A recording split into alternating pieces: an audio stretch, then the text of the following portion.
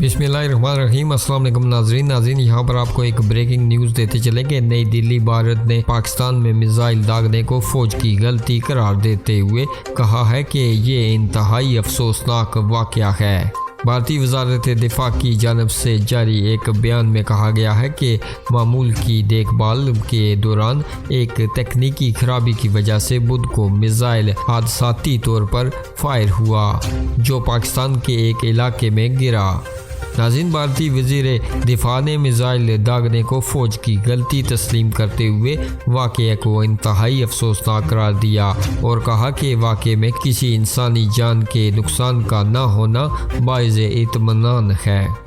नाज़रीन, आप अपनी राय का इजहार कीजिएगा इस खबर के हवाले से और मज़ीद खबरों और अपडेट्स के लिए हमारे चैनल को सब्सक्राइब कीजिएगा।